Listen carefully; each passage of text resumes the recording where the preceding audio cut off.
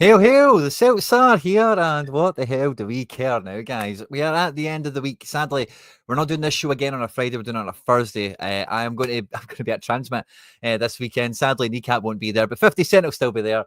So me and Mrs. Quinny will be getting the glad drags on and saying to hell with it and having a good night out. So tomorrow I'll be totally AFK away from my desk. And I thought, hey, let's just make sure we get this done by the end of the week and let's just jam it into a Thursday.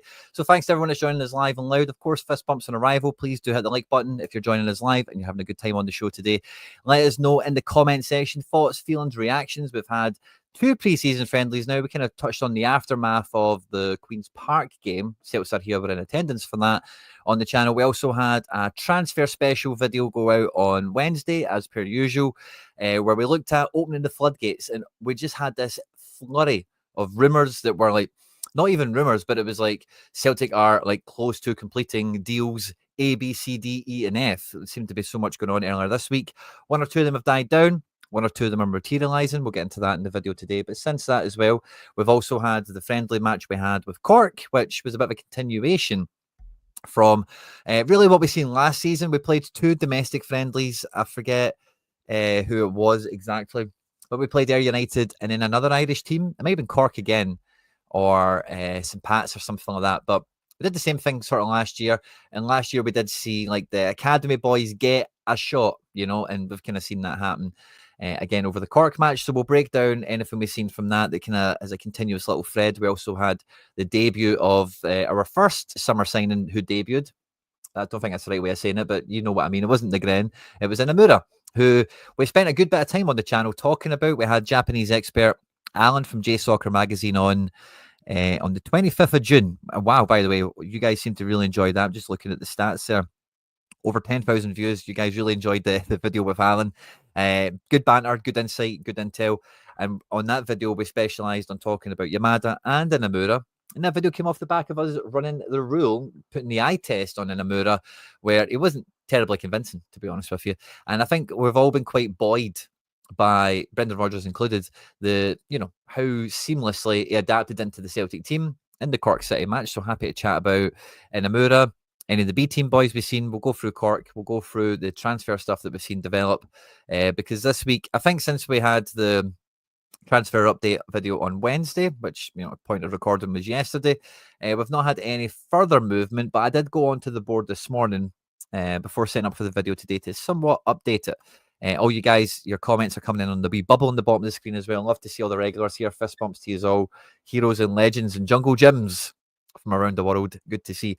Now, what I thought I would do at this stage is add in some of the B team players that are in the fold. They are kind of in the reckoning as such, and we'll see who takes on the trip to Como and plays Newcastle and all the other kind of glamour fixtures that we've got. But I thought, Donovan's a player I've tried to give a lot of credit to when we've been doing our B team content on the channel last season with the Youth Champions League, as well as when we did our B team report card. Now, we've had a report card series on the channel running all the way through the summer. If I can maybe just show you this for a wee second. Where is the report cards? There they are there. Open link in new tab, bang, and then let's share that over. So we've actually did a bunch of report cards, and you guys like some of them, you haven't liked them all, which is fine. That's what content's all about. Spend your time as you want to. But we did one this week looking at Callum McGregor. We tried to do a positive one, or not a positive one necessarily, but we started this series off looking at Dyson Maeda and Arnie Engels, two of the real kind of headline makers of the season for different reasons. A bunch of you tuned into the Engels video, less of you tuned into the Dyson video, which is fine. We then did a report card on the transfer department, and that was I really enjoyed making that because we looked at the squad, how it actually sat coming into the season, and how the dominoes fell off the back of it. We did Anamura, and then we had the B team one. And again, the B team one got some good coverage compared to some of the other ones, perhaps. We then did Austin Trusty before Callum McGregor earlier this week. So I recommend you check that out if you are looking for something. But the point is when we did the B team kind of report card video, and whenever we've covered the B team, Donovan's a player that has quietly been impressive. The kind of the compliment I continuously try to pay him, always prefacing it by saying it doesn't sound like a compliment, or a big compliment, but it certainly is. And he just doesn't get mugged off, doesn't make any mistakes, doesn't put a foot wrong. And, it was nice to see him get his goal off the bench for the, started the game, went to the bench, came back from the bench, which I think is a testament of itself, that he was the one chosen to go back on to get the winning goal against Cork. So I thought, to hell with it. Let's add Donovan in. He does have AJ and Ralston in front of him. So, is he actually going to make the squad this year? Unlikely, but if there's players in the B team we want to be keeping our eye on, I think Donovan comes into the reckoning. We've added McArdle in there because you guys all seem to love McArdle. I think he's did well in his first team appearances. Every time I've seen him for the B team, he's done okay also. We've added Turley in here. No Bonner, because Bonner's confirmed to be on loan now at Ayr United for the upcoming season. And Ben Summers, who we've long been holding our breath for. Very impressive kind of debut, kind of flurry under Ange Postecoglou. And, Summers is a player that's been fun to track from a Celtic point of view. On loan at Dunfermline, key player in their almost promotion push. Same with Admira Wacker. And he distinctly has looked more experienced, more cultured than any of the other, would-be, want-to-be, not want-to-be. I don't think that's quite the right term, but I think you know what I mean, the guys that are auditioning. So I thought I would just add them into the frame here, pardon the expression, and we'll maybe clean this up as we go through pre-season again. But I thought, let's just add them in, because the midfield, as we know, is scantily clad. We've got the same primary midfield that we had last year. McKeown has started the pre-season games over Hatate, international stuff and whatever, and still Bernardo, and we still know that there's something to be done in midfield here. There's no way we can run through this season with only 5 midfielders. We're going to need to get that up to at least 6, if not 7, by the end of the window. All the activity, everything else seems to be in the other areas of the pitch. We've got a poll running for you guys who are here live and loud. So there's a bunch of you here already. The first goal we've got when it comes to... Oh, sugar. Has my screen went off? No, it's not. Sorry, I've got another monitor on, just checking everything, and it looked like we were off there for a second. Sorry. But the first goal we've got to smash on the likes is 67. Of course, we know that's a magic number here. And then after that, 88. And then onwards and upwards from there, guys. So if you're here watching us live, do your best to help us get to that goal of 67 likes or 88, depending on how we get on. And yeah, so we've got a lot to chew over today. There's been a lot happening this week, whether it be Brendan's comments. We've also got some further information on the likes of Kuhn's transfer in terms of the payout and that sort of thing. And, there's a bunch of stuff going around. I think the first thing to probably pick up on, it's in line with the poll, right? So the poll in the live chat, and we'll reveal the result of this later on in the show, is do you think Celtic will sign another centre forward once we have completed the signing of Shin Yamada? Now, like I mentioned before when we had Alan on, the J-League expert, to go through Yamada and Anamura with us, the question I put to Alan was, I know, it won't be a perfect thing, but just to help Celtic fans contextualize it, Yamada versus Kyogo, style of player, ceiling, potential, everything else. And Alan's reaction was nothing like Kyogo. Kyogo's a frontline player, high press, high intensity. And as we know, my main bugbear with Kyogo was he hated passing, hated passing to other people. Shin Yamada is much more of that arrowhead forward who will be involved in build-up play. And the other source that Alan recommended, Shogun Soccer or something, I forget the name of the publication or whatever, but I follow the guy on Twitter. His name's Ryu. He fancies Yamada to be a false 9 sort of type, where he can drop even deeper and be involved in build-up play.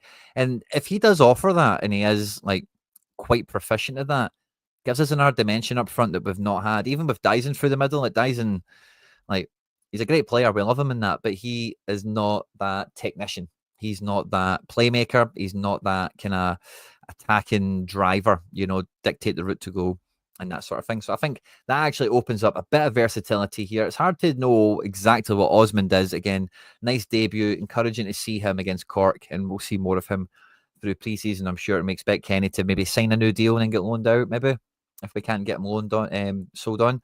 But if we look at this now, we've now got Ida, who is maybe by default the main striker at the moment. Dyson, there's maybe a conversation still to be had there whether he's actually the main striker. But with Yamada and Osmond in situ, it feels like if we sign someone else here now, we're going to have too many.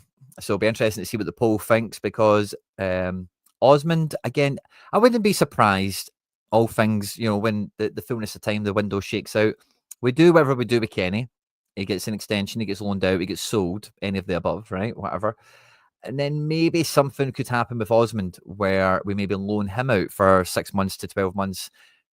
I would be against this within the SPFL because I do think it's limiting the progression you're going to get from a striker playing in this division. You probably want him playing on loan on the continent, which I've spoke about at length regarding other players, particularly our actual youth products. But I wouldn't rule that out, because if we are bringing Osmond in to be third choice, potentially, I could see that role being quite okay. But now that YAMADA will be in the building alongside Ida, if there was the option to bring in another player who's more like Dyson, who's got the versatility of playing out wide and through the middle, maybe they would just then do something else with Osmond. I think that's unlikely, but I think it's worth entering into the conversation as much as anything else. But it does feel more likely than not, this will probably be the striker cohort. This will probably be the band of brothers we've got up front for the most part. The wings are still TBC, still a lot of under construction there as well. But yeah, I think that's probably the best place to start off with is what do you think about YAMADA being, like, I would expect Ida to be the starter for the most part, and then YAMADA being the O replacement, as we've spoke about it before. And that's not in terms of type or, because he was a big strapping lad. His build-up play wasn't great, more of that kind of bulldozer effect. A big guy, just crash him in the box. And YAMADA is a bit more the playmake type. Or it could be vice versa, of course. But it feels like that will be the kind of the A and the B, isn't it, across the 90 minutes. Ida will play 60 to 70. YAMADA will clean up the rest. And then on form, fitness, and availability, that and development, that might change ever so slightly. But for Osmond, kind of just gluing it together. If we need, injuries, suspensions, fixture pile up, we then have that kind of tertiary option to come in there.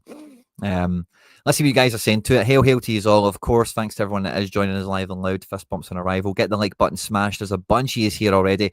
And guys, I've got to say, it warms my heart no end. The growth we've seen on the channel for the live content. The videos are brilliant because I know you can just catch them at your leisure. But more and more of you are tuning in when we go live, which I absolutely love to do. On all my kind of main content that I do outside the Celtic stuff, live content is the most fun I have. It's the one I enjoy doing the most. And I think you guys, the subscribers, get the most out of because you can chat with the topic of the video or whatever, which I love as well. So great to see you are all showing up in a big way. You have hit the subscribe button, you have turned notifications on, whatever it might be. Love to see it. Doesn't seem we'll get another striker if five's yes, exactly. And Martin Weir thinks this actually paints into Dyson coming into the fold a bit more. So what would that do? YAMADA, Alan didn't say YAMADA was really got the ability to play out wide, but I think like if I've got Negren out here, I think Negren is the placeholder for Kuhn as it stands right now, pending further transfer business that might dislodge him and put him into the central area or whatever. But we do like to have like for like swaps, and if Negren is going to be a wide forward here, and we spoke about it in the aftermath of the Queen's Park game. We've seen something similar in Cork as well, that we didn't get symmetry in terms of the width. If I can go backwards to go forwards here for a second, is it this one here, Celtic? Yeah, when we played Queen's Park or whoever, Queen's Park. On the left-hand side, we had Montgomery doing this kind of thing, inside forward, inverted fullback. We had Mitchell Frame holding the width, but on the other side of the pitch, we had Jude Bonner really tucking in to almost be like a central midfielder off the ball.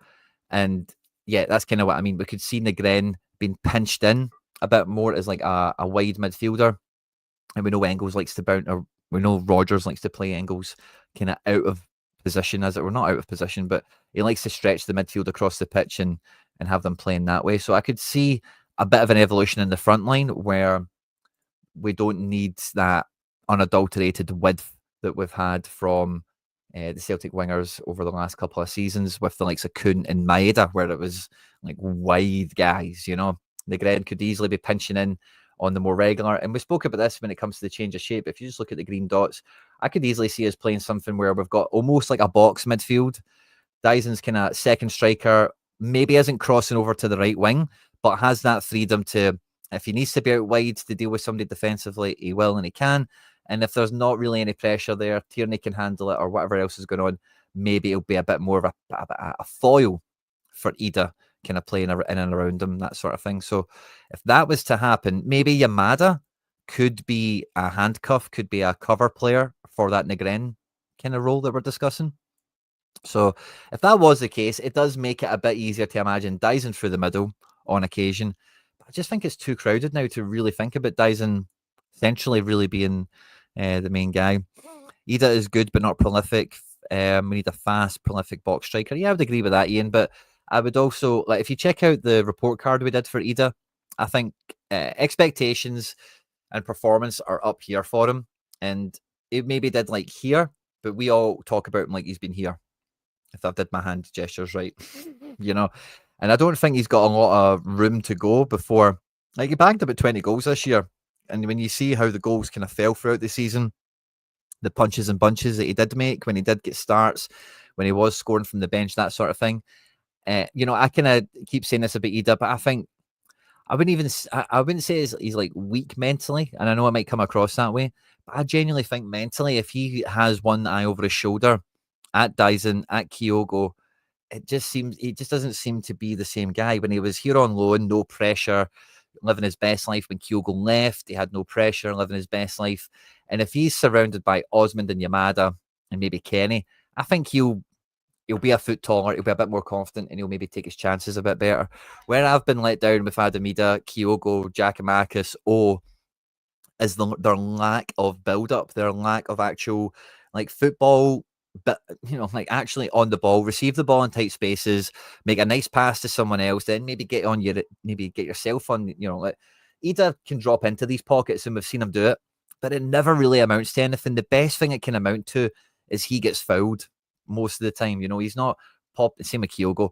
They're not popping into these zones, having a wee 1-2 round the corner and then like pulling a defender right out of position to have like some grass to attack into.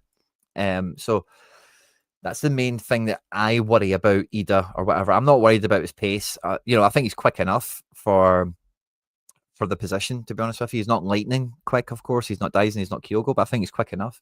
I think he's strong enough. We know he's not that proficient in the air. We've seen that now over his 18 months at the club.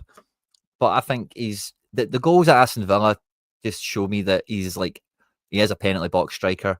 We just do quite bad of actually serving them also. Like, if we get into stages of the game where the defense is we're maybe better going back onto the other board quickly. But if we've got the opposition like really banked in, and I mean really banked in, where the midfield for that second bank, where do we want the ball to be, left or right? Let's imagine the ball's on the left because we've kind of got all these guys painted out here already. You know, like, we do a great job of hiding the striker.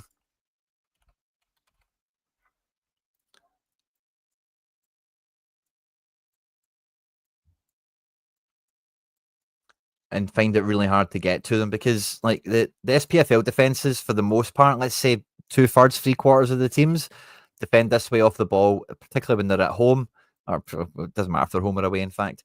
And this type of service it has to be quicker. You know, like, if the opposition are going to bank in deep and narrow and do all this kind of stuff, when we are like trying to fiddle about and let's try and attack down here for a bit, and then we don't, to change the point of attack, as Brendan likes to call it, we maybe do it, and I don't have the numbers for this to hand, right? But let's just imagine we're maybe looking at 4 passes or so to maybe switch it over. And for Ida, in this type of situation here, he needs that switch of play to happen in maybe 2 or 3 passes where everyone's over this side trying to get confronting to the ball. And what you're looking to do is get them to shuffle over. And in that shuffle over, you're looking to get into someone's blind spot and pop into a good kind of space. If I can just draw these lines on quickly. This is the sort of area that you want to see. Oh, come on. Don't do this to me, board. There we go. This is the funnel. This is the sort of area, let's just move him out the way, where Ida or any other striker, this is where they need to be living, in this kind of funnel zone here. So if we are moving it from left to right really quickly, we are waiting for these guys, or we want these guys to shift out over this way. And with Ida in this, you know, that's when we're looking for him to get free and maybe a ball can come in from this area here, rather than switching it up this way, is there a way we can actually get him to be found straight, direct through the channel? So I kind of get the criticism against him, but I don't think it should be as harsh as the way people make it. Maybe we'll go 2 up front. The box striker, yeah, like he's much more of a traditional centre forward in that way. He's not one of these press maniacs, and he can do the press. He's quick enough for that, good energy levels, whatever. But more happy to be that kind of play make type, you know. It's pointing to a 2 striker formation. Yeah, there's a few of you saying that, by the way. And yeah, that's kind of what we're driving at here, Lanky82. We're drinking the same tea here for sure. Hail to you all. Great to see you all in the house as well, of course, as ever. I can't answer the poll with a simple yes or no. It depends on the game idea. Well, I don't imagine. So from preseason already, we've already seen inverted left back has stayed. We've already seen that Johnny Kenny has been the same type of striker that we've seen for the most part. And in between the youth players that have came in, I don't think, other than the Bonner kind of thing that we've detailed already, there's not been any iteration. There's not been any development, I don't think. It was very early in pre-season. I hear you say that. I hear you shouting that at me already. But also, you start pre-season the way you want to go on. You know, if you're going to do something different, you're going to maybe change the recipe. You're going to change the playbook up. You don't want to do something the first 3 weeks, and then when you jump on a plane and go abroad, you go, right, lads, forget all that stuff. We're going to do this now. And yeah, maybe new signings will help develop that or make it organically kind of evolve. I get that as well. But I don't see it, to be honest with you. A lot of you guys seem to be thinking that. Quinny, watch your Yamada on YouTube and look stronger on the ball than Kyogo. Yeah, exactly. Like he can play football a bit more. And that's not to be disparaging towards Kyogo, but like Kyogo got how many assists at Celtic? Like 20 or something like that over 3 seasons. And when you think about the amount of times he's been put one-on-one with the goalkeeper to just be able to slide a ball for Dyson to tap it in and didn't. You know, like he was just not a great team player in that way for me. You know, the best strikers are selfish. We all know that, right? But Kyogo, you know, on this channel, I know we've got a lot of new subscribers for a lot of growth over the last 4 months, but, you know, I used to categorize it as borderline toxic the way it would be, because so often it would happen at 1-0 up or 0-0, maybe even sometimes we were a goal down, depending on the match we're talking about. And when the game is in the balance, the ball has to hit the back of the net. It can't be thinking about your own goal tally and golden boots or whatever. Should be offering McGinn. So, yeah, I think McGinn is going to play for Celtic. I don't think there's much about that. I seen him linked to Everton last week. I think whenever he leaves Villa, he'll probably come back up the road to us personally. But the Miovski links are kind of coming back around. And again, Miovski for me is not good enough for what we are doing. It's the only concerning thing I have about our business so far is it doesn't scream Champions League. You know, the defenders we've been linked to, we spoke about on the Wednesday show, De Haas and Ute and these other guys, like, look fine and whatever. But when we're bemoaning trusty Scales, this whole situation, the Rocky and Lagerbielkes and whatever, we should just be going, enough is enough, and making sure the next defender we bring in is going to be better than who we've got in the building already. Seems like we're tidying up the edges first, and it does feel that way, doesn't it? That you know, the likes of Lagerbielke and the Rocky all kind of moving out. Anamura feels like an independent transfer around that, whereas maybe other moves might be not dependent on them, but awaiting them first. You know, a kind of domino effect to kind of run off. So I could see it for sure, because it does feel like we're trying to, you know, clean those edges off, as it were. Miovski not good enough, agreed. I'd play Maeda with a severe limp. I just go with Ben Negren. Correct me all you want. I will not change. I'm sticking with Ben Negren. Now, Slabbering Cabbage is bringing up the Lennon Miller rumours. Now, I have seen them circulating around the place. Can I go and find the Celtics Are Here coverage on it? Because Celtics Are Here, original fan content, we have always got our finger on the pulse over here when it comes to all the news and all the rumours. And if you don't follow Celtics Are Here news feed on Twitter, you are missing out on the bite-sized headlines, everything you're looking to get covered. And this is the one here for Lennon Miller. Yeah, I've not actually read the article where it came from, so we can do that together. Celtic could make a move for Motherwell midfielder Lennon Miller very, very shortly, according to former striker Gordon DL. Okay, so, well, maybe this one's a bit fanciful. The 18-year-old Scotland international is one of the most highly rated young talents in the country. After captaining, blah, blah, blah. Speaking on Clyde 1, Gordon DL suggested Celtic might act soon to secure a signature with a deal potentially in the region of $4.5 million. If I were Motherwell, is Lennon Miller? No, I don't think we're listening to Gordon DL, are we? So I don't think that is moving the needle. Personally, I don't think that's a development. Unless he's got some sort of insight with Lee Miller, the guy's dad. I just don't see it. Now, I said recently enough, like, if we were to be in this O'Reilly situation we were in last summer, if that had happened under Ronnie Dyla or before Rangers had returned to the top flight, we would have replaced O'Reilly with Lennon Miller, and that would have worked out probably quite well. Unlike David Turnbull, we would have probably learned our, the kind of McGinn error, as it were. But I think with this midfield the way it is, even if you forget all the yellow dots here, I just don't think it's going to happen. Like, we're just not going to be able to guarantee him the minutes, which you shouldn't be able to guarantee anyone minutes at Celtic. Again, I hear you say, and I agree, but with some top up-and-coming talents, there has to be something to get them to, okay, commit to this is where I'm going to develop even further. And barring the departure of Hatate or Engels, I just don't see the room in here for Lennon Miller. Now, for us as a squad, the best thing to do would be, I think, like, and we've done a lot of scouting videos on the channel. We do them every Wednesday. But I think you would be really hard pressed to not go out, and get a better bang for buck midfielder in the market right now than Lennon Miller. Huge sell on value. He'll integrate well, play style, profile, everything is ticking. But the fact is, if McGregor, Engels, and Hatate are fit, how can you see him getting in the team? Is he going to be happy with that? The knock-on effect then to Bernardo and McKeown, it's probably not something you need to consider with a player like this, but it is something that is just unavoidable, and I think it risks disrupting the harmony of everything right there, because Lennon Miller is maybe just a bit too green to come in here and believe I'm going to get Hatate out the team, I'm going to get Engels out the team, versus if we were to go and get, like, let's just say £8 million midfielder from you name the country, you name the club, they will look at this team and say, I'm getting in it.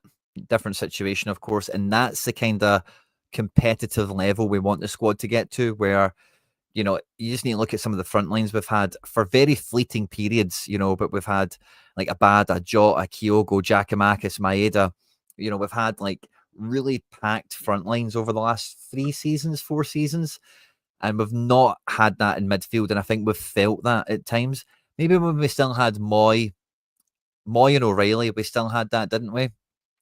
With that position, you really didn't know who was going to play a lot of the time. One could drop off, the other one would come in quite seamlessly. We need to get the midfield back to that. Lennon Miller could provide that, but I don't think it would.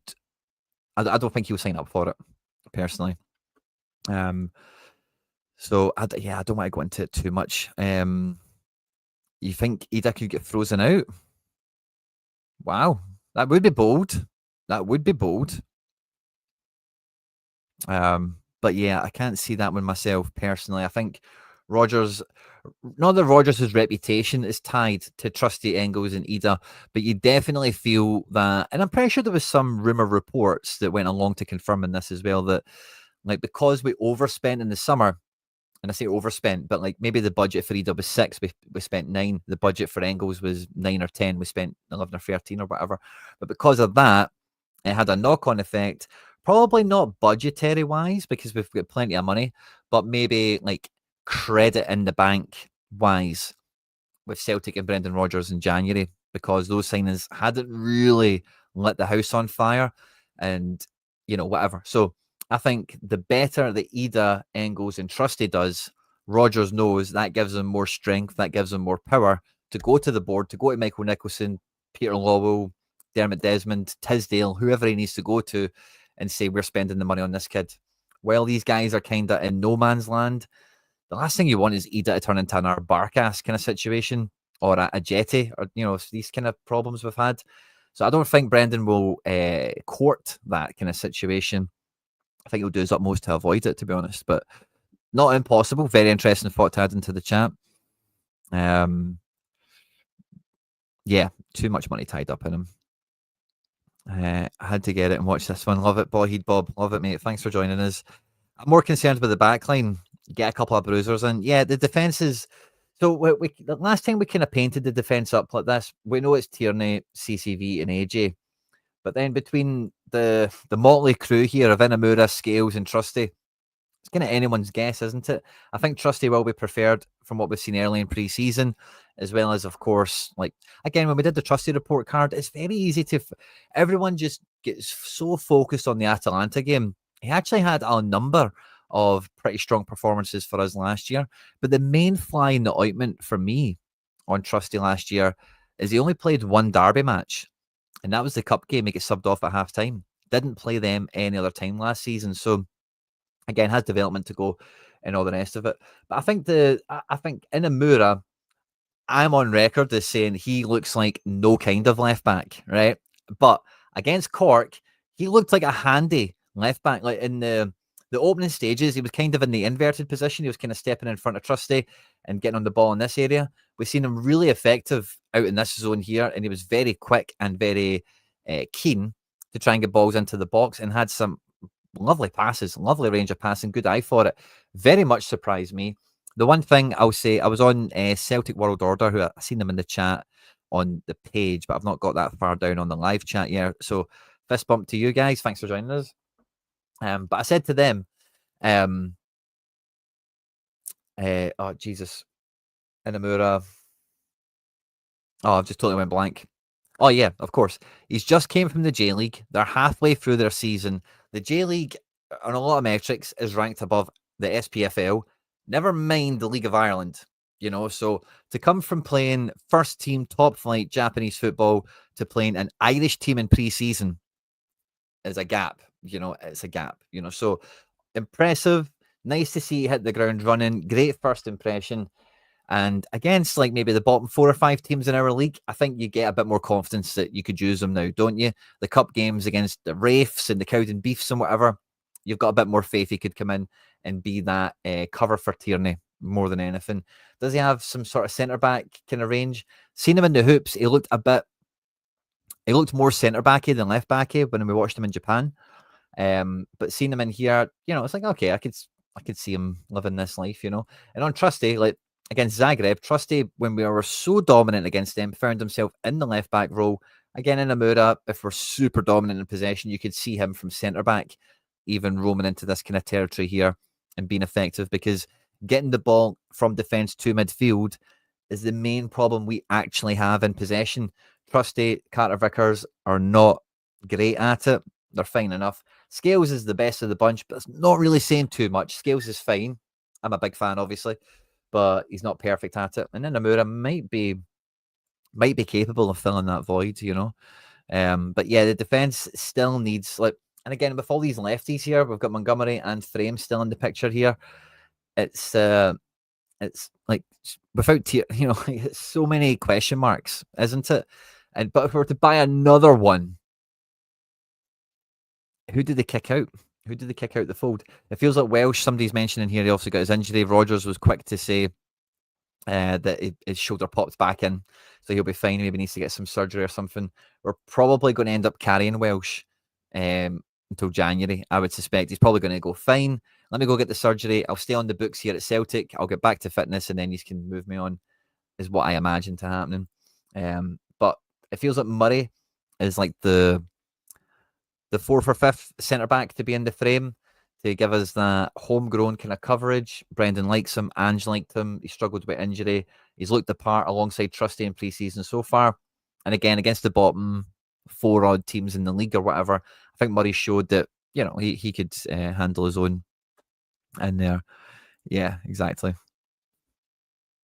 I disagree. I think Lennon Miller is good enough for us to be signing and adding into the squad. Does he distinctly make the team more Champions League capable?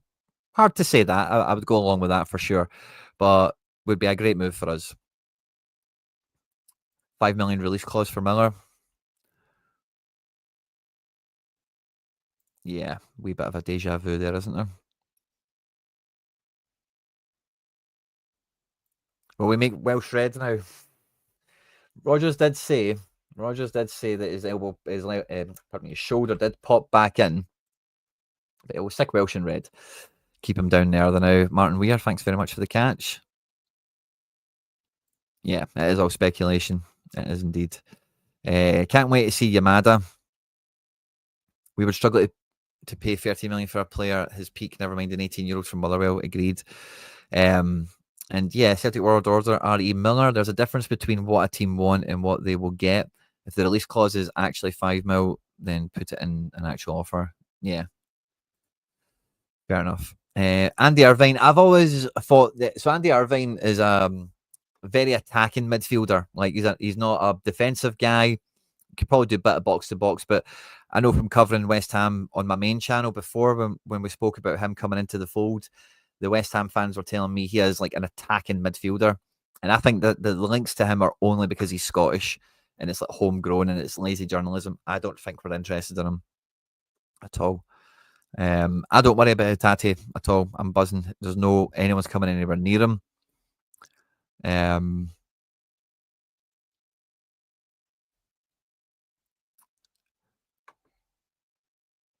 yeah, there's a lot of good chat here. I don't want to get stuck on it too much. Andy Irvine has been mentioned again. Two deep line playmakers. Again, we kind of, depending on who we're against. Like if you think about the European games, this is kind of how the midfield was treated anyway. You know, and when we're dominant and we're at home, we kind of do the whole web thing where we sling the boys out across the pitch and try and make it troublesome. So I think we play bits of this already. Um, I hope that's me. And thanks very much. I'm not sure what good point I made, but and yeah, by the way, I do. Like, there's a lot being made about the business that now says that Rogers isn't staying, and there's maybe a bit of that, right? There's maybe a bit of that going on, but I sincerely like Brendan Rodgers' comments last season. Nobody understands me. Nobody knows me. When it comes to the journos, always comes into the front of my mind when I see these types of discussion points around the Celtic fan community of like, oh, Rogers isn't signing, Rogers this, Rogers that. Because like, why would Rogers come back just to do this? Like, why? I don't. What is the motivation to just come back, do 3 in a row, have some fun, play with the Japanese kids, spy some, sell some, and then go back and do what? Go back to like Leicester or West Ham or something. I don't see it. Yeah, I think that's probably it's obviously totally different levels, but yeah, I like that snick. I like that. It's a good comp. Yeah. If Cork are so bad, why was Anamura the only player to stand out? It's not that they're so bad, but Anamura, like, he's the only player to stand out because of everyone that played, can we? Yeah, I can go and get the page, can't I? Let's go and get the page.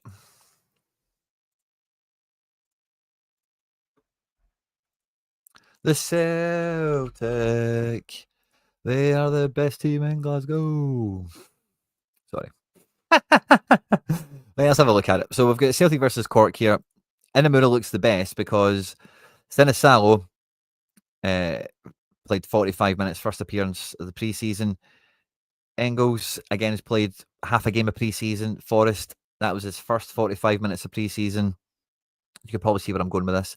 Kenny played 45 minutes before this. McKeown, McGregor, Murray, none of these guys have played more than 45 minutes before this match. If we look at Inamura, prior to this match, like literally 9 days ago, 90 minutes, 90 minutes, 90 minutes, 90 minutes, 2 minutes 45, an injury or a suspension or something here, 90, 90, 90. And we can just look at the total. He's played 16 matches this season.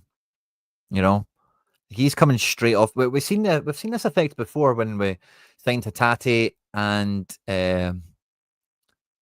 who was it we got in the summer? We got no. In January we got Hatate and Dyson, didn't we? And in the summer we only got Kyogo.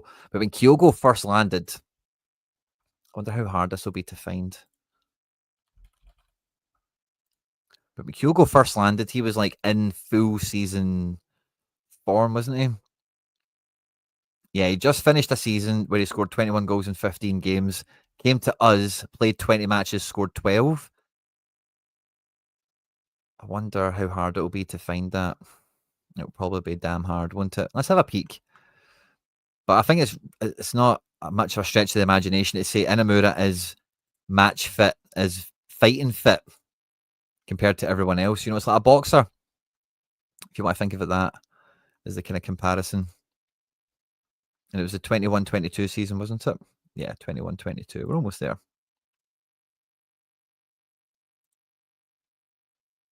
Here we go. And so he plays for Vissel Kobe, finishes their season. Oh, no, we get him in the summer. Yeah, so we got him halfway through the year.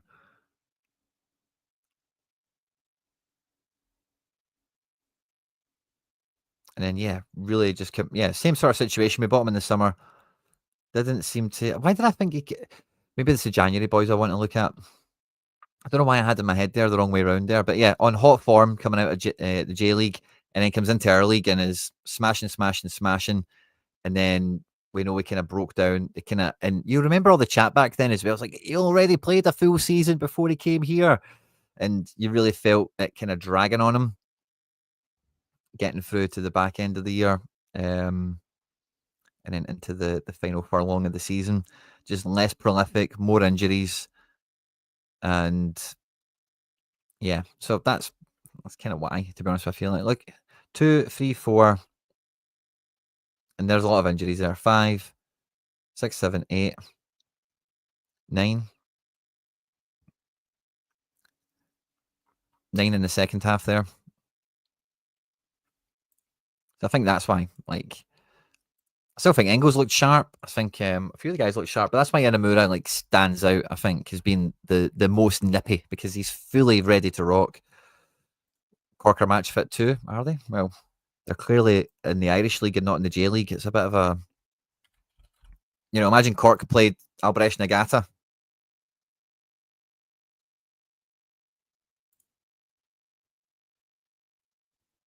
So 25 games in. Yeah. See, I think that's a more of a. I'm sorry, I've not got that page on screen, so I know you can't see it, but I'm just looking at the Irish League. But Cork are bottom. Cork are bottom.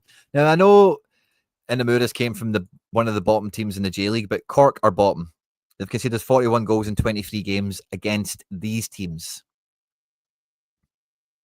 So I'm not trying to rain on the parade or anything like that. I'm not trying to make excuses or, like contextualize anything beyond just the reality of it. Even his team have conceded less against better, So yeah, that's where I'm sitting on that. Yeah, that's true. That is true.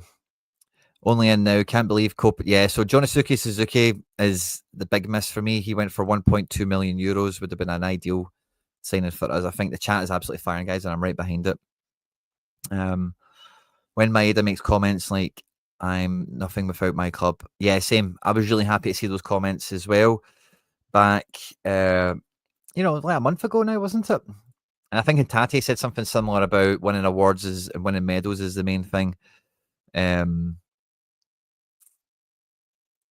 Yeah, I think that was his main problem, really. Should have just got that shoulder operation. Didn't ever feel like the same guy ever again, personally. But yeah, I think the Shin YAMADA thing feels like promising, but it may be now. It's like, yeah, is this the striker business done?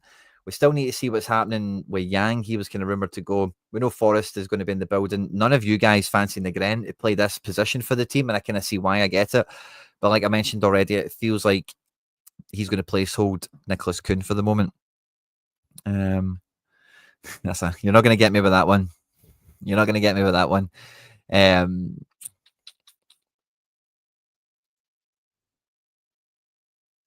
No, Maeda's contract is long, by the way. Maeda's contracted until 2028, maybe 2027. Love Kyogo, but I just will not say he was perfect. Yeah. And that was the cup fight. Yeah, like he was fresh off Japan, wasn't he? Yeah, it's going to be tough going from the championship, isn't it? And Bogus, I think that ship has sailed. I don't think he's really quite became the guy we thought he would, and he's already moved over a few times over. Um, so yeah, the midfield is still the kind of like all quiet on the Western Front element, isn't it? Maybe there'll be some development from within. Brendan's commented is saying that already. Maybe somebody like McCardle or Turley could come into the fold, or Ben Summers, who's been pitched out in the wing in pre-season, which is interesting because I've seen him more as a centre mid, but with his size and his technical ability, he could be successful in the wing. I look forward to seeing Rogic back in the hoops as well. Maybe we'll sign him. Stranger things have happened, haven't they? So yeah, I think Anamura is a nice positive development for the squad. Probably takes a little bit of pressure off the backup left back thing. Like maybe they're looking at it now and just thinking, maybe we'll just roll with this and hope we can keep Tierney available for like 99% of the matches we want Tierney to play, and we can limit the risk to Anamura playing a must-win derby, a must-win Champions League game, or whatever. And you've still got Scales there as a kind of a steady hand if you really needed to slide someone else in. But yeah, defense is a sore one because when you see that De Haas has been linked, I don't mind Osmond, I don't mind Yamada, Negren I love in terms of the signing profile, and Amura I don't mind. But I think if we go and buy someone like Justin De Haas, it really does scream out that we're not taking the Champions League seriously. Let's get Anton Rodgers in. I don't get people writing off players before they've even seen them. I'm not writing anyone off. Like I can only what I'm doing here is just talking about what I see when I see it and what I think about it, And Inamura, like on that kind of eye test session that we did, looked weak. Looked like he had the sort of mistake in him that Lagerbielke got hung out for, that Naroki got hung out for, that Scales got hung out for. So it didn't seem like a centre back buy. Also didn't look anything like a left back to me. Sorry, I've got the window open because it's roasting and somebody's beeping their horn if you can hear it. But, like already he's looked more of a left back than I thought he would have. So huge W, I think. And I've also thought Montgomery looked quite tidy as well in pre-season. Definitely looks like a player that's played SPFL rather than Frame. Frame still looks like a little guy by comparison. So I wouldn't rule out Montgomery maybe coming into the frame here as well. I can't help but say that whenever he's here, but yeah. So it's a funny one, isn't it? But I don't mind this as like base camp squad management business, but we do need that big centre back that's going to be clearly better than everything else that's here.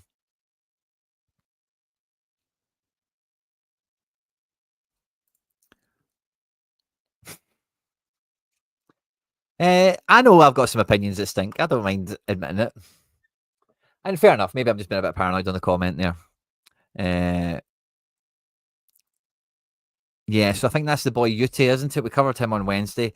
He looks all right, but again, like if that's the profile we're looking for, like a youth international's not quite broken through. A guy has got top 5 league experience, but it's not quite worked out for him. I think there's guys with better pedigree going around. I'm just always quite confused by the unknowns that we really like to shop on. Compare our business to Club Bruges, it's night and day. Yeah. So I kind of retweeted Club Bruges developments earlier today, I think.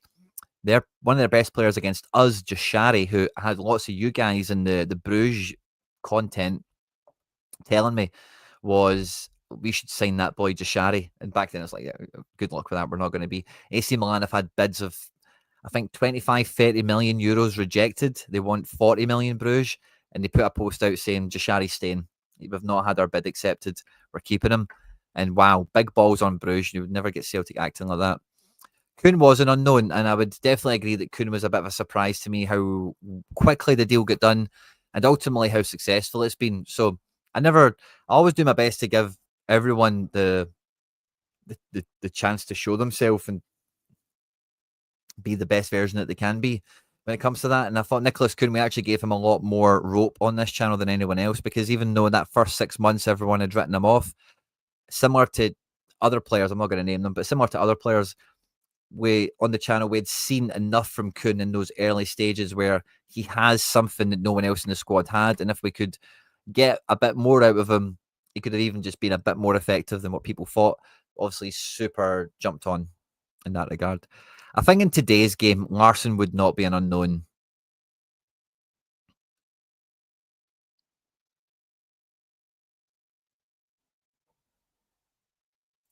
Yeah, exactly. Before he signed for Bruges, well, that's an opportunity missed because he was an absolute boss. Um, and yeah, there's all sorts of chat coming in and out. Lubo would definitely not be an unknown in today's world as well, having been so prolific in France. It's just such a much better scouted league than what it was back then for talent and whatever. His goals to shots ratio, I'll dig that out, but I'm not too sure off the top of my head, to be honest with you. Um, but yeah, I think the Yamada one is interesting. It feels like the Balikwisha one is still kind of rolling on, isn't it? And Balikwisha is the sort of forward that, if we can get this one over the line, doesn't look like we're getting Janssen. He's now moving to Nice. But if we could get Balikwisha in here as well as have our boy Yamada, or maybe a wee bit too lopsided on the left, because I'm not sure we want Balikwisha on the right. We don't even really want Jota on the right, although he can do it. Jota's best spot is on the left, but we need that extra kind of option of someone that can be versatile. So I think we're holding out for a fee on this one. We're really trying to do what we did with Bernardo last year is very underrated. You know, Benfica were adamant they wanted 6 million, and we didn't, or 6.5, 7. And we didn't do anything. We didn't budge until we got it down to 4, 3.5, or whatever.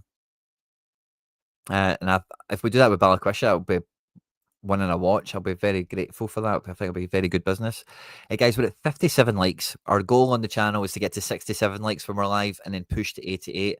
And then after that, we want to get by 100 and as many likes as we can get, bring it on. So if you're watching this live and loud, please do smash the like button and support the show. Exactly. He was scouted and the potential was there. Who's going to be our main creative conduit at the moment? I don't think there's any change from Hatate, but I think the problem Hatate has had last season and that we've had the Celtic fans in the absence of O'Reilly is that it's all on all on Hatate's shoulders.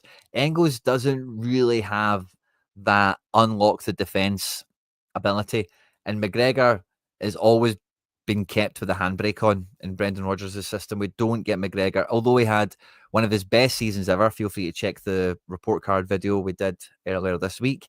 He won his first Player of the Month award ever in his career this season. He still wasn't actually really a playmaker. He still wasn't actually affecting the final third here.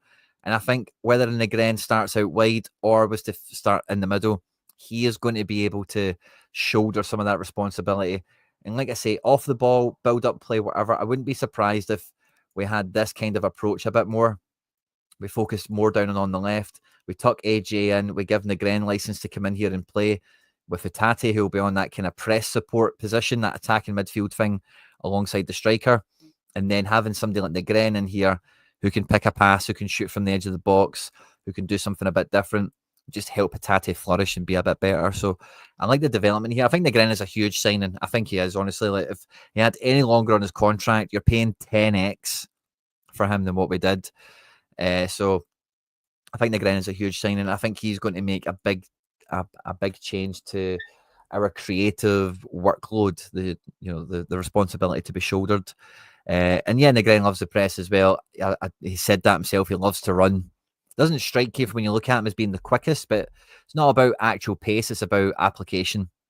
I think with these kind of press situations, which is why Ida, like I don't mind Ida, in that regard. Same Snick. And yeah, probably, but also no one else was interested in Bernardo. And I think that was part of the game we were playing with Benfica, is what kind of happened to us in reverse with Ida and Engels, where we were saying to Benfica, nobody else is interested, and if you don't sell for the price we want, we're not buying. But when we couldn't do that with Ida or Engels because they knew we weren't in for anyone else, and these were our top targets. And it's like, well, if you want this guy, you need to pay the price. So yeah, he was probably involved in it as well, but I think it was more a case of the club really sticking to their guns.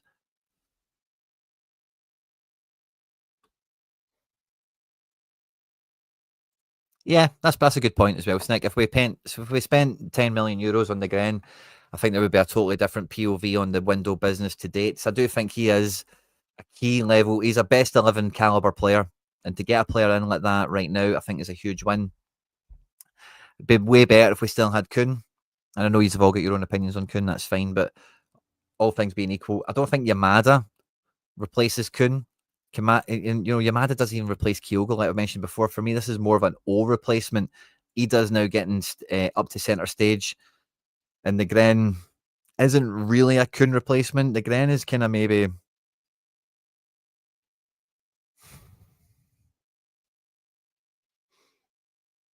I don't even really know how to think of that, to be honest with you, but I don't think he replaces Kun because I do think he's got a future through the middle for us as well. But yeah, Jota's still injured, so yeah, it's maybe more of a replacement for what Palma was meant to be, or Yang, more than anything. Just that other player that can force the issue, keep the level high. And if you do substitute someone, if you do rotate someone, you're not actually losing any quality. You're keeping the same level. You're just freshening up the legs. So I think, yeah, Negren is a huge move. Yamada could prove to be just as effective domestically.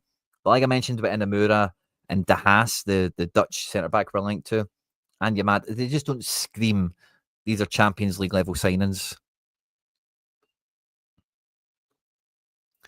I think it'll be. When you watch him, you can see this guy would do very, very well. I'll just put a tatty out here just for the sake of display purposes. But Negren looks like a guy that would do very, very well in this area here, feeding a front three. This was why I was really excited when we still had Kuhn. But imagine this was like Kuhn, your Ida, and your Dyson. Having Negren supplying a front three like that feels really exciting, doesn't it? So I see he could be very effective in this area as well because Engels has struggled to unlock defenses in this kind of zone. Hitate is capable at it and good at it, but again, he's kind of the only guy that can do it in the team. It makes it easier for the opposition to try and snuff him out.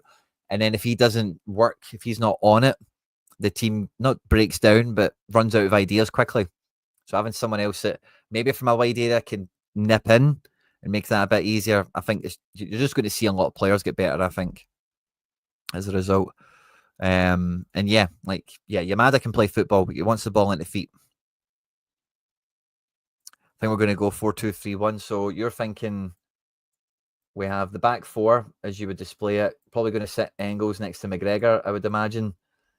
And then you're doing what? This kind of thing? We're not going to start Forrest a lot of matches. Jota's out for ages. We're not going to start Yang for a lot of matches.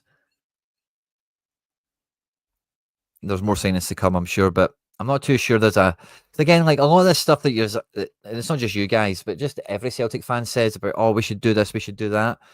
Like, in terms of how the midfield is sitting, we did this in Europe. It was one of the things Brendan Rodgers got a lot of credit for. And when it comes to we need a number 10, we need an attacking midfielder, I hear a lot of people talking about that as well. Hitate is always up here, shadowing Kyogo and Ida, pressing. He's coming back here, recovering. He's going everywhere, doing everything, Hitate. Now, he's not that out and out 10 that gets licensed to stay high with play and not recover. So if that's a development user after, I understand that. But we kind of do. And when you talk about two up top, there's plenty of times where we've seen this in Europe even. There would be moments where it would be Hitate and Kyogo up top. That's the way it would look, like two up front. Or Dyson and Kyogo. We do have rest defense where we do have two strikers up there.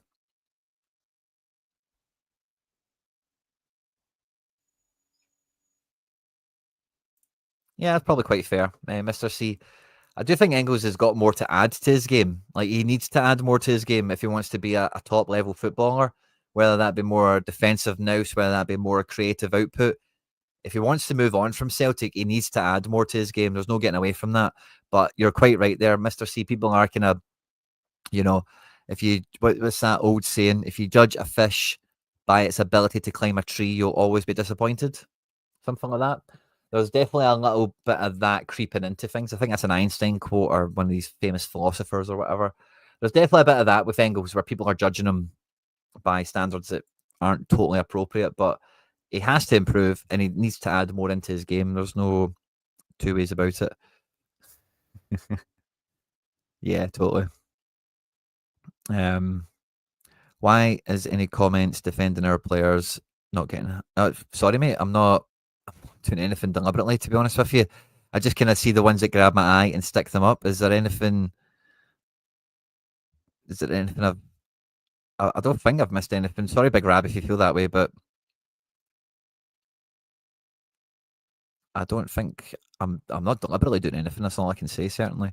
And Maeda, we did see Maeda play left wing back. What was that against Feyenoord under Ange, maybe? Or something like that. I wouldn't rule it out, but I think Rodgers' comments when we still had Kyogo, and I was at a press conference with him, and I remember saying to him, Kyogo come off the bench and played out wide in a match, and he looked really good. Actually got on the ball a lot more, played some football. And I remember saying to Rodgers, could you move Kyogo out wide and maybe do Dyson through the middle or try something else? And he kind of further went on to highlight this in other press conferences, but he really values the goals from left wing that Dyson gives. And I don't think you're going to play in left wing back. I think you really need Dyson to be pressing that defence. Don't think you just want him to be a shuttle on the left wing, just up and down, cover a left back, cover a left winger, and then can you sprint up and be a pain in the neck? I think you want him to be on the front line. Not Kevin. I don't see that at all. I've heard that quote, but I like it. Yeah, it's like Einstein or one of these famous, it's one of those stupid posts you see on the time. But yeah, Google it. You'll find out who done it, or ask AI or whatever. If we are interested in Bojan, then yes, someone's leaving. I'd go along with that, Tony Kenna, but yeah, I don't think we're interested in Bojan. I think that's lazy journalism again, like just Scottish media.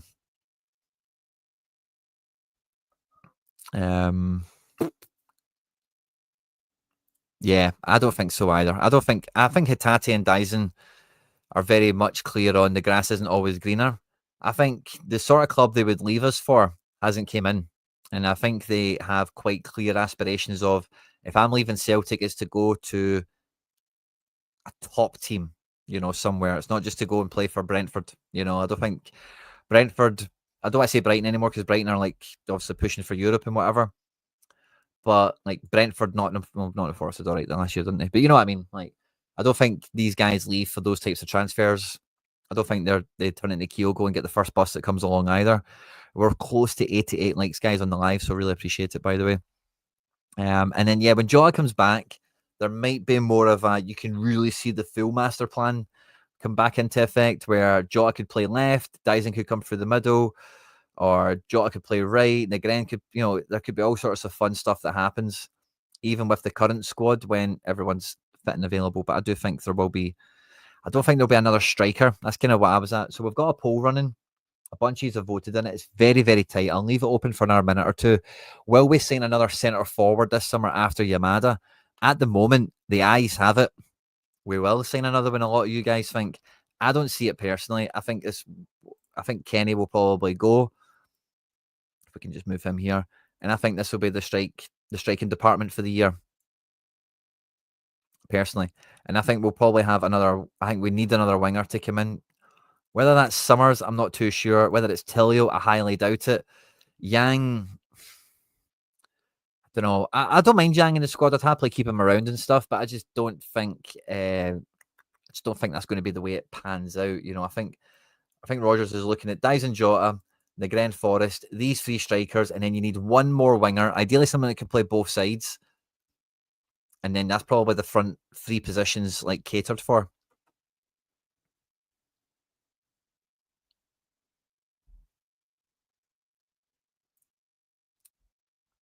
It will be fun to watch this year. Oh, it's always fun to watch Celtic, isn't it? And yeah, it feels like the international stuff might have been a bit of it, but I think we'll sign one centre back and two wingers and a striker, Slabber and Cabbage. I could definitely see we've done this before last time, but I think we definitely need to be going into centre back and spending something like 8 to 11 mil on a centre back for sure. And I've got his penned right now is we still need to spend about 40 million. I think we'll go into midfield. What do we spend on Engels? I think it'll be something similar. Let's just say 10 million. I think we'll spend on a midfielder.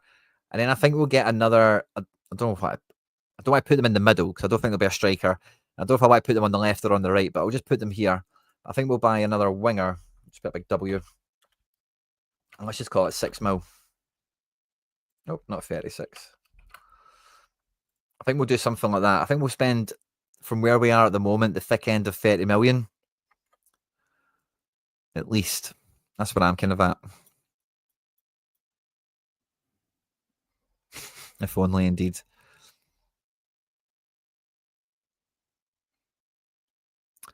Miller at Celtic, I just don't believe it. I just don't believe it's going to happen personally. I don't think the club will pay. I think the club would pay Motherwell's demands, but I just don't think the player is going to. I think the player has interest in. He does have interesting options on the continent, and any one of them propel his career probably further than what playing at Celtic will for the next 2 years. Yeah, I don't think that's a controversial thing to say.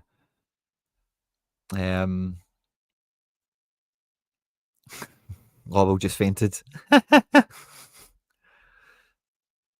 Me too. I kind of felt that way with Sean Maloney. Where the hell is it? This comment here, chat's running away. Sorry.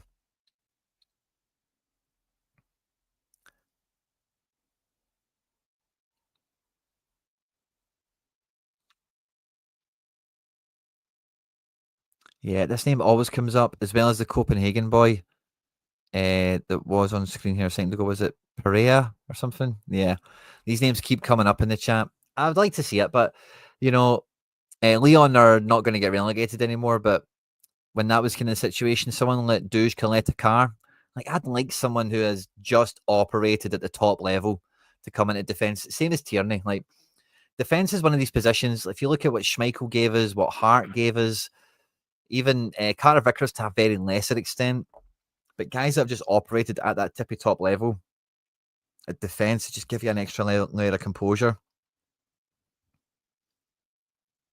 And yeah, I've now I said after Adamida's goals against Villa, and now we've had season one event. Like I'm not interested in their transfer fees anymore as like a stick to beat them with. I think the ship has sailed.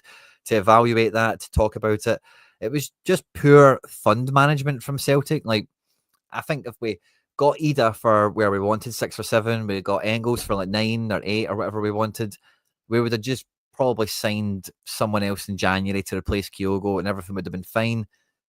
And no one would really care about the values on them too much, really.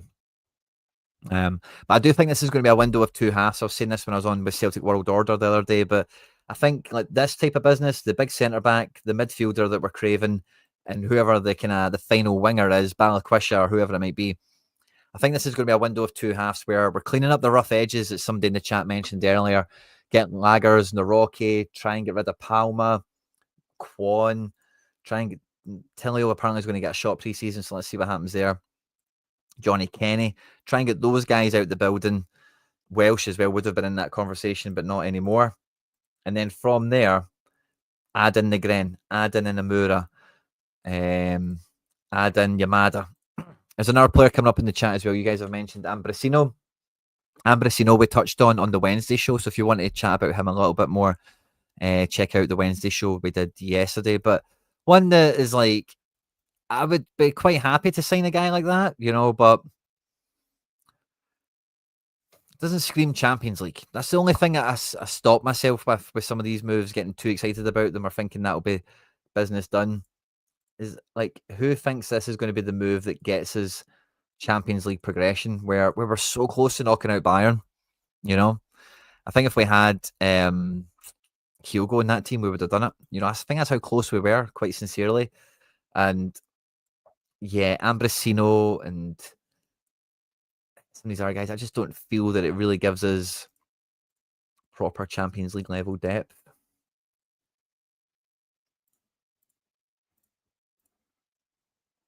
But yeah, I think for the most part, this is probably how the squad is viewed right now.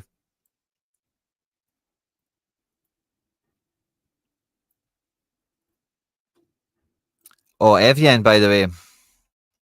Evian, we would take a bit of him here. I would take Evian at the team, no problem.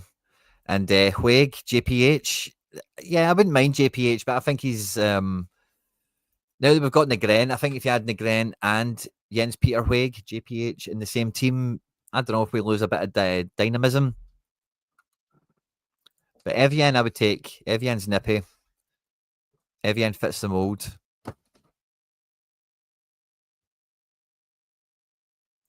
Nice to hear. Nice to hear he's proficient in the air as well. Would have paid 10 million for Giga, no bother. Is that the guy Rangers signed? I don't. If these guys Rangers are signing, I've got no idea about half of them, to be honest with you. Yeah, probably. probably. But yeah, I'm not too worried about the signings Rangers are making. They're going back to that kind of Steven Gerrard mode of raid lower league England for like Calvin Bassies and Waghorns and Joey Bartons and Joe Aribos and Leon Balligans, Liam Kings, and who's Flint, or what was the guy, Clint Hill, or they're just going back to doing all that crap again, which, those guys will be effective in our division. Don't get me wrong, because we see lots of guys come from Crystal Palace, Fulham, Liverpool, Leicester, Brentford even, go on loan to St Johnstone, Kelly, Motherwell, and they're the best player in their team. So I've got no doubt that the players Rangers are signing will help them domestically. Will they be able to step up in the derbies against us? Will they be able to manage playing midweeks and weekends? I doubt it.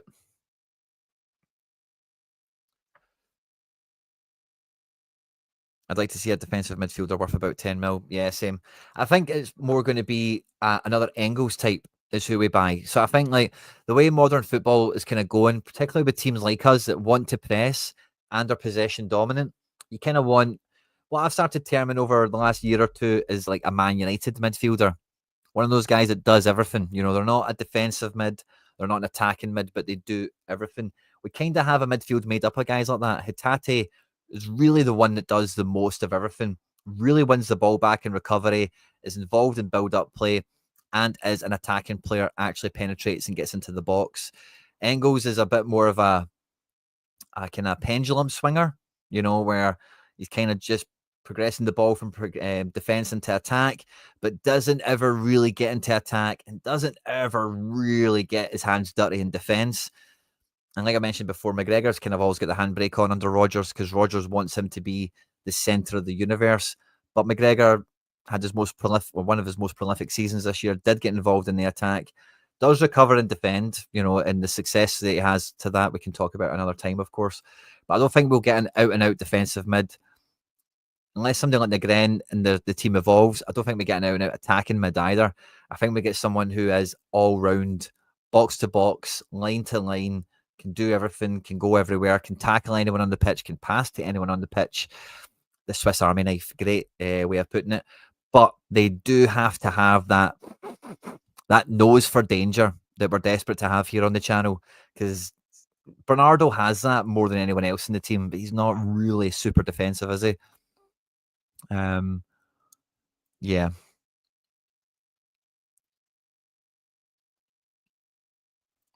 Yeah, so I would love to see. So it's a good point Celtic fan brings up here, right? I would love to see Celtic do this kind of thing also, right? But what I think Celtic would be wise to do, rather than cutting, like Africa now is a very competitive place to do this sort of stuff in, because there's been a number of teams doing it, Nordisland, Salzburgs, and whatever for a bit of a while. And I think North America is the place to go, to be honest with you, because I genuinely think there is so much untapped potential there that is currently getting untapped because of Messi and the World Cup going there. We've had a full generation of Americans now come through playing soccer, where you're really seeing a big difference in their whole makeup. And I think if we really just put energy into having an MLS affiliation, we could really do a lot in North America. Not only getting talent in, but also see like some of the guys we've deleted off the page here, like Donovan, Ricardo. MLS is a great league for some of these guys to go and play for a year and go and cut their teeth. Very challenging situation, very difficult place to play football, because it's not football, it's soccer.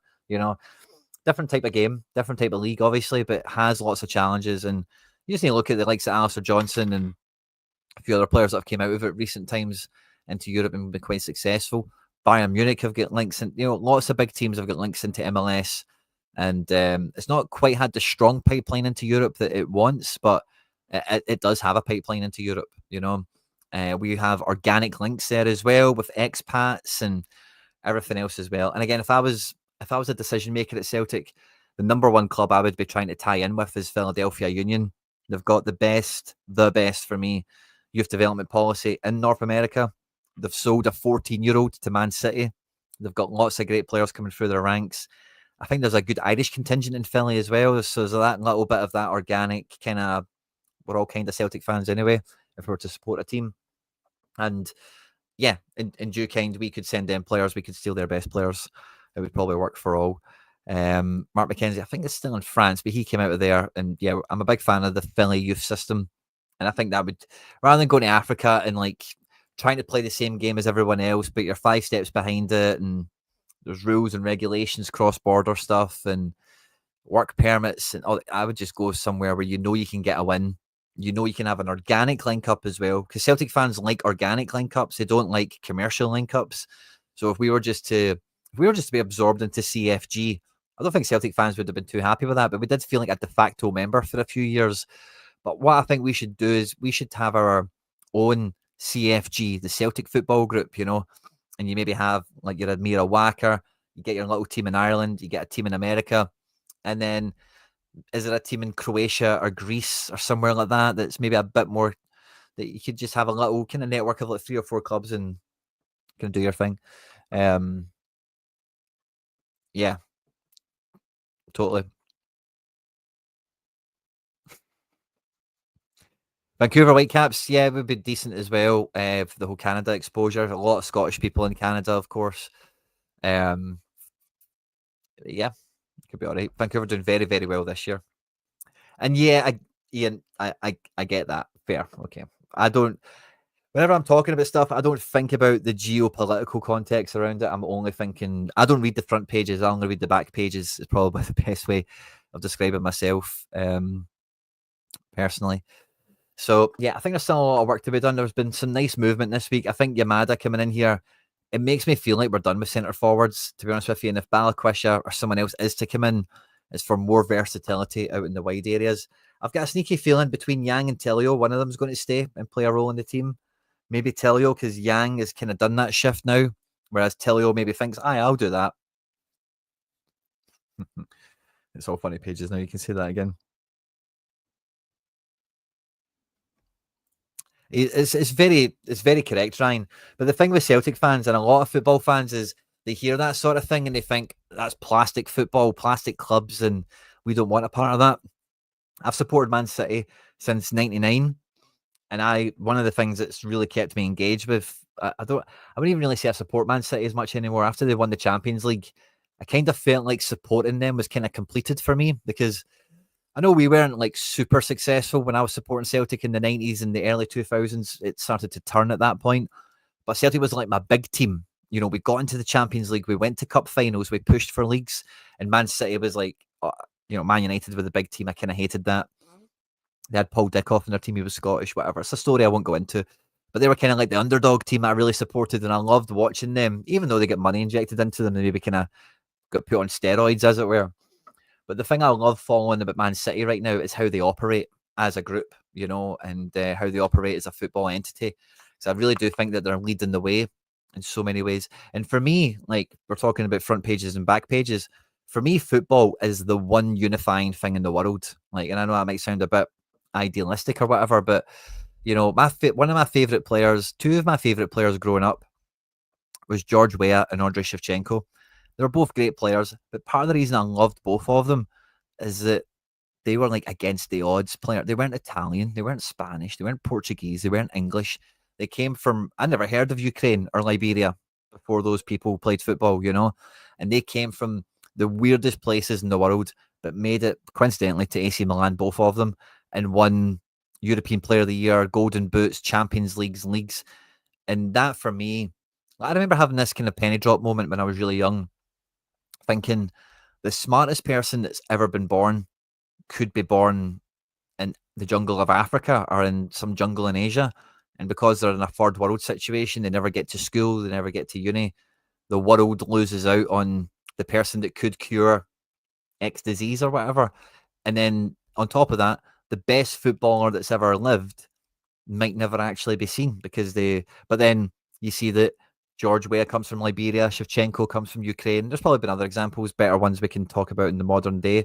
But for me, football is that one thing where it doesn't matter if you're from Liberia. If you're the best striker in the world, you will be found. You will rise as high as your ability will take you. And for me, football is very much the without borders kind of global entity that's out there more than anything for me. So when I see clubs like Man City investing in clubs in Uruguay and Venezuela and Australia. China's maybe a bit different, obviously. America. Where else do they have clubs? France, they've got clubs kind of everywhere, but especially those third world ones. I think about the people there. They're now going to get coaches delivered to their local area that are like CFG trained, approved, know the system. That means all those kids in that area, not just in the direct area, but in the vicinity, in that um, catchment area, now like, oh, if you're good enough, they might spot you, and if they spot you, you could go somewhere amazing. So I've always loved football groups, football networks, because I just think it brings world football closer together in that way. And it's more for me, like you talk about the Africans with Nordisland and Salzburgs and whatever. Think about the impact that's had on their community, and that's where I always come to with these things is like when you see like, oh, Man City have built it, oh, they're ruining football. It's like, well, if you lived in that little town, you would be buzzing. Like you're going to get proper coaches there as a proper. Your kid could you could actually like have a pathway now to elite football. And yeah, we can talk about the minutia, 115 charges and all that stuff, whatever. Right? I get that. No, I'm not saying they're totally innocent or whatever, but a lot of football fans see that multi-club ownership thing as being super plastic and being against football. And for me, I think it's very much in line with football. Like football is about I remember a funny phrase. I think it was Simon Jordan that said on the radio. He said, "Football chairman would hire Saddam Hussein if he win matches for you, or Osama bin Laden," or he said something like that. And it's very true. Football people don't care. Like they would, you only need to look at Mason Greenwood playing for Marseille. Like, people don't care if you score goals, if you win football matches. Like, and maybe there's a bad side to that when you bring Mason Greenwood's name into it.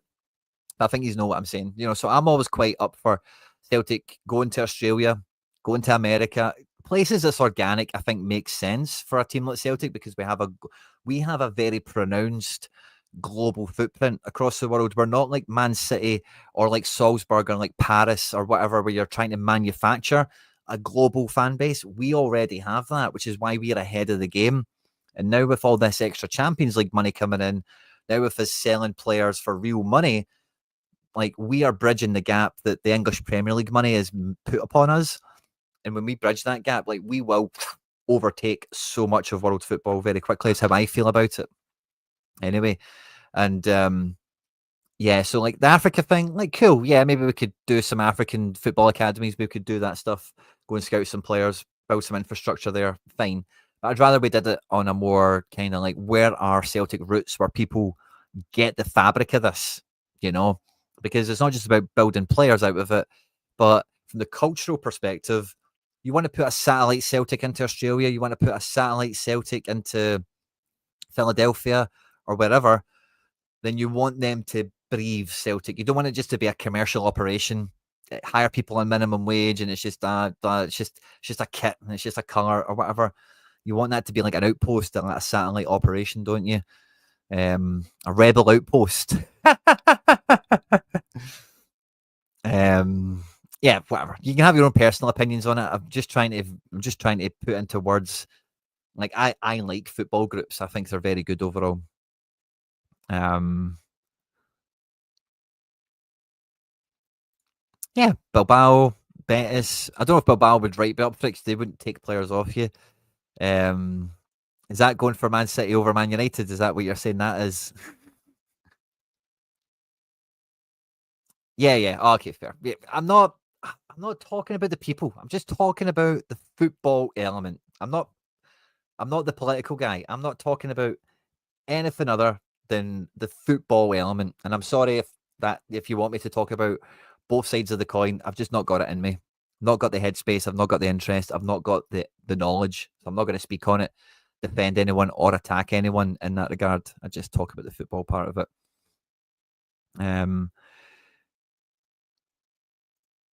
But yeah, so it is a bit, right? I would agree with that. We're going a wee bit too philosophical for me, but I've went down this road a little bit. I agree. Greed is the word you've put there of the planet. I would agree with that. But the kind of one of the best ways of kind of counteracting that is getting the greed to what's the way I think about this? But you get the greed to kind of work against itself in that sense, where like, you know, if you think about these African, what they're doing, right? Salzburg and Nordisland, how much does it cost to buy a football player? Let's take any one of these. Engels, 11 million quid.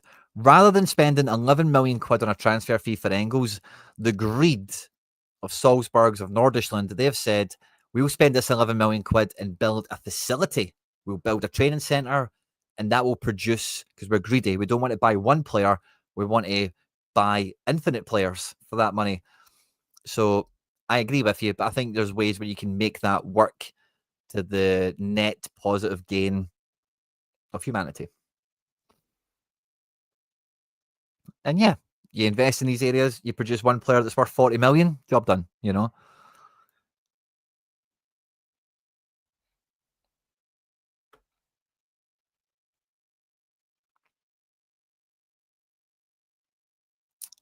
What ownership model for Celtic do you favour? I don't know if I have a see, I wouldn't really know. I wouldn't really say I know enough about different ownership models to say this one would be good for fan ownership. Is so we've got a video on the channel. This is probably something I'll promote to you before I love yous and leave yous.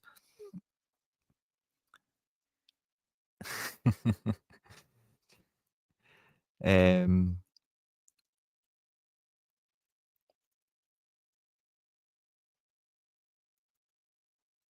well, if we sell a player for 40 million quid out of an academy, then it's the club, isn't it? Exactly, Kaiser. That sort of philosophy. Rather than spending £11 million on Engels, you build an £11 million facility in Philadelphia or Melbourne or whatever, and you go for it in that sense, you know. And again, the places I'm talking about aren't third worlds, right? But if you were to go third world, yeah, some politicians will probably make some money off of it or whatever. But you're giving people jobs, you're putting infrastructure into place. You can get greed to work against itself. And when it comes to the last thing I'll kind of say on this, but in terms of like the world and humanity and all this kind of stuff, this might sound a bit super cheesy or whatever, right? But like my main frame with this is always like everyone is people. Like we're all people. We're all it's like cows fighting with each other. If there was some sort of cow civil war, you'd be like, calm down, you're all cows. Like it's all the same. It doesn't really matter if you're from that field and you're from that, you know, like I'm just more of we're all in this together kind of vibe. I don't really think about it too much beyond that. And I think really like, yeah, I'm kind of babbling just gibberish, but I don't think about things too deep. I don't go into it. It's just a personal life choice for me. I'm sorry if that upsets any of these, because I know Celtic fans, we are quite passionate on a number of different levels. I just can't always meet you there. Don't mention that on Axel Quinny. What's that for? Sorry. Yeah, yeah. Not claiming to be an expert, Ian. Not claiming to be an expert, buddy. But also that's what it was. Different ownership models, right? So, well, I did a video on the channel. I want to say about a year ago or so. So there's this organisation called the Celtic Trust. And what they do is they buy shares in Celtic, and their number one goal is to make Celtic fan owned. So I went to a meeting with them with some other fan media content people, blogs, YouTube channels, websites, fan groups, Green Brigade were there and whatever. We were Celtics are here. We were the only ones. I'll show you the video in case you've not seen it. You can go and check it out. Celtic Trust. Nope. Fan own.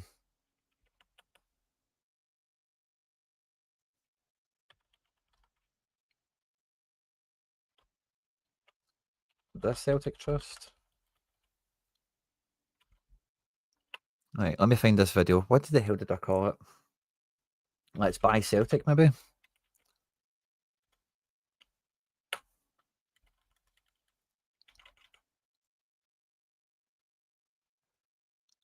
So there's a short here, and there's a short tied into the big video. No, it's not. Oh, where will it be? I really want to find it now for you. I used to have it on the end screen of some of the videos. But anyway, they showed us they have some right confidential info. And Basically, there's enough fans that own shares in Celtic that if they were to unite, could run the club. But the problem is, when Celtic issued the shares, a lot of people bought them and stuck them on their fridge or hung them up above the mantelpiece. People die, people move house. There's a lot of shares that are missing. And then outside of that, you have a lot of people who are just private share owners. So it never really, you don't never know who they are. They never because what you would want is you would want all the fans to be able to vote in a block. And if they all could vote in a block, you might disagree with some of the things, like 40% of the fans want yes and 60% say no. So the vote is whatever. But if the fans share owns could unite, you could actually take control of the club the way things sit at the moment. I've scrolled back quite far. I should be able to find it. But yeah, I was the only person to do a video on it. Nobody else covered it. I don't know why. I don't know if there's some sort of drama, some sort of politics or whatever. There we go. Celtic Revolution is what it's called. There we go. I'll pop this on screen. Feel free to check this out. But I highly recommend any who's interested in Celtic ownership or whatever, check this video out. Celtic Revolution, how Celtic fans could trigger the biggest club transformation in decades. I'll copy this as well and pop it in the chat in case any of you want to catch it. We're just about to tie this stream up. But yeah, feel free to check that out. They do a great work. And in any future fan model, if Desmond was to sell up, if things were to move on, I would love to see a strong fan contingent involved, whatever that would mean. I'm not against, I don't think we should be absorbed into a bigger football group like a CFG or a Red Bull or whatever. But I would like to see if someone took over from Desmond, they would get us to start our own one. It's probably my answer to the question. So yeah, I've had a lot of fun with you guys today. We're here for an hour and a half. Absolute fist bump legends. Thanks to everyone that's tuned in today. Shin Yamada is in. You guys think 53% of you, and we had almost 200 votes on that. 53% of you think we will sign another striker, another centre forward, which I find incredible. Most shares in Celtic are owned by True Celtic. Yeah, check the video out. I can't remember the numbers, but I go through it all there. And I'm not that precious on stream time, right? Because the most important thing, if I can just be real with you, right? The most important thing for YouTube is when you're live is two things, right? Is the likes. So if you are here watching live, hitting like is very important. And the chat rate. So if you guys are messaging all the time, I'll keep streaming. I don't care. If the chat keeps going and you guys are liking it, I don't mind. But YouTube will hate the stream if you guys aren't talking and aren't liking it. So I don't care. I'm not precious about it needs to be an hour, it needs to be under half an hour. As long as you guys are chatting, and as long as the like buttons are getting hit, I'm kind of here until I run out of steam, which is where we kind of are about right now. So thanks to everyone else, guys, for tuning in. Been a pleasure as always. You won't see me tomorrow, sadly, so I'll be out and about with Mrs. Quinny. If you see me out and about at Transmit, fist bumps, of course. And yeah, like, subscribe, share, retweet, all that good stuff, guys. And I'll catch you on the next one. Hail, hail, and moan the hoops.